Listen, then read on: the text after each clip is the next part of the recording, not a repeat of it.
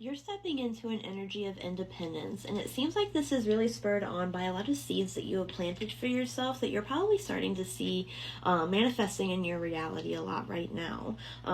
Particularly in the energy of setting yourself apart from the crowd. And I do see you doing that in like a career sense or in like a talent sense, but mostly I also see this in like the sense of how you're being discerning about how you're keeping people around you.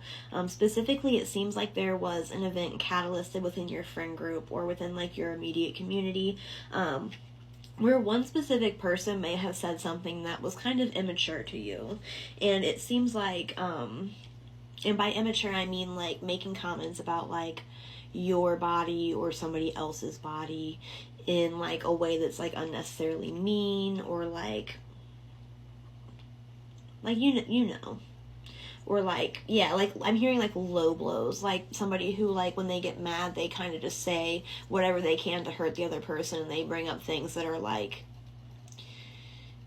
really insane to bring up, like things about the other person's family or really intense things they've been through, things that they know that other person is like really insecure about. It has that energy of somebody who's like really like purposefully reckless with their words.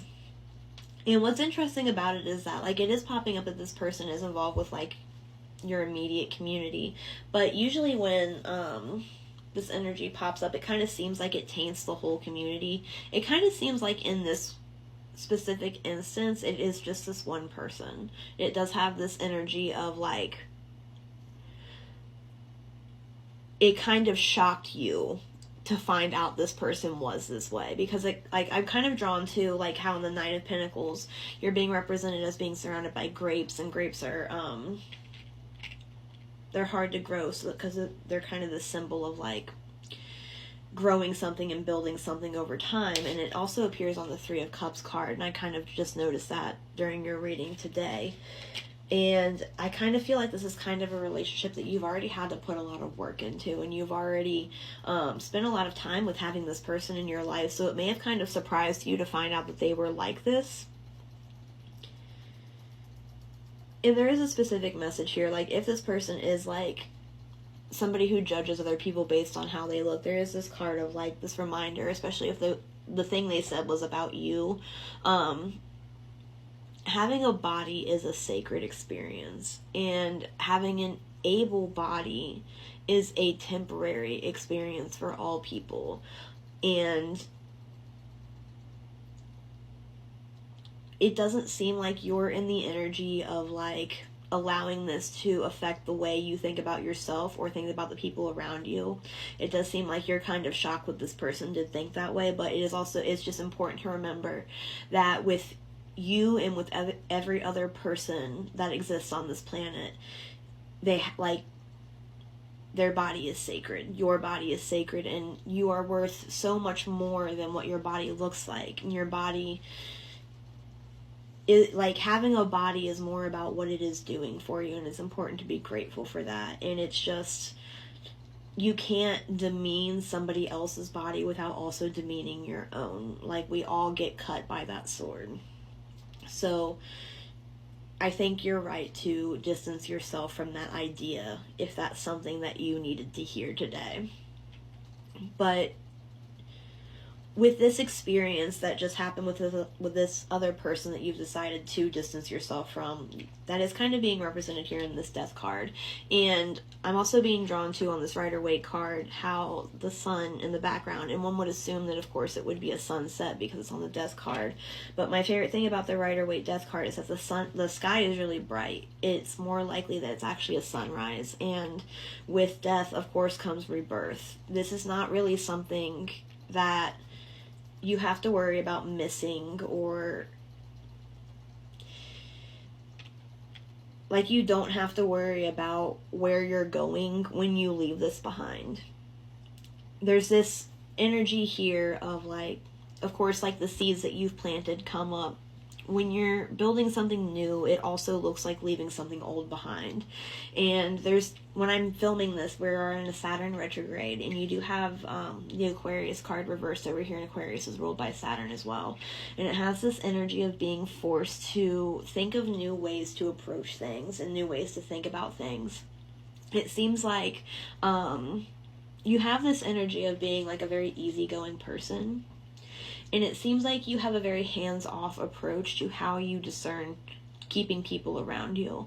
It almost has this energy of like, whenever you realize that somebody is not good for your life, you kind of just let it run its course because you know that it'll leave eventually. It kind of seems like this situation was meant to purposefully put you in an energy of, oh no, I don't deal with that, and I don't stand for that. I don't want to be associated with that. And it kind of forced you into this decisiveness that you don't normally find yourself in. It really seems like that you're one to kind of let things flow.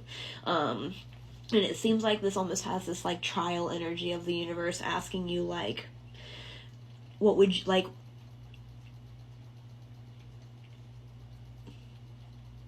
It feels like the universe asking you to kind of take that stand and be like, well, this is what I want, and if this isn't what I want, then I have to leave it behind. It does feel like this energy of like the straw that broke the camel's back. It kind of feels like it put you in this energy of immediate, like, it seems like you're kind of a person. There's also this energy of like really being got like, you're very guided by destiny. You're some, again, you like to let things flow. It seems like you're one who likes to kind of see where life can take you, and there's nothing wrong with that, but it seems like you're just being pushed into a different energy here, one where you're kind of being asked to take control and like make your reality and shape your reality the way that you want it to be. And it seems like you've done a really good job with that so far. It seems like you like have this reward energy coming in, and how you're moving forward seems like it's going to be a lot easier than you're expecting it to be. It's being represented in the Six of Swords card and the Six of Wands card, and that makes me feel like you were really ready for this to be over to begin with. Maybe it is the case that this was something that you already knew wasn't right for you, and you were just kind of letting it run its course, and maybe it was just kind of like, oh, well, you need to cut the cord. It does seem like this person really like put you in this energy of like holding a mirror up to you and showing you like a part of yourself. And it doesn't, like, a lot of people when they talk about that, and a lot of times even when I talk about that, they're talking about like looking at your own actions and being accountable. But I think that this is really specifically, this person showed you a mirror where you're able to look at yourself and be like, oh wow, look how far I've come. And I feel like that's really beautiful. It really does feel like this energy of somebody who has like completed some sort of rite of passage and some sort of like trial within themselves. And it feels like that energy that you brought in, where you did like move into that decisive energy and plant that seed of, no, I want something better than this, I want something bigger than this, because I am bigger than this. I feel like that energy is kind of growing and sprouting now, to where now you're kind of really getting a knack for how to shape the world around you. And I feel like that's bringing you into a new level of like what you think life can be, particularly in the area of what kind of people you think would want to be around you and what kind of people that you want around you. It seems like you're moving into an idea of like, I've always wanted to be around this type of person. How can I make that type of person want to be around me? And it seems like you're putting the kind of work into yourself where you're really like, once you step into like being a more authentic version of yourself, it makes it easier to attract people who are more compatible with you and who are like you. Because if you're not pretending to be somebody else, you're not attracting people with those pretend qualities and then having to move past that. And there also is this energy here of like setting yourself like free from this cage that you had yourself in, of like it's like the past understanding of who you were and this like past ego identity. And when you're growing and when you're changing, don't forget to kind of don't take the energy so seriously.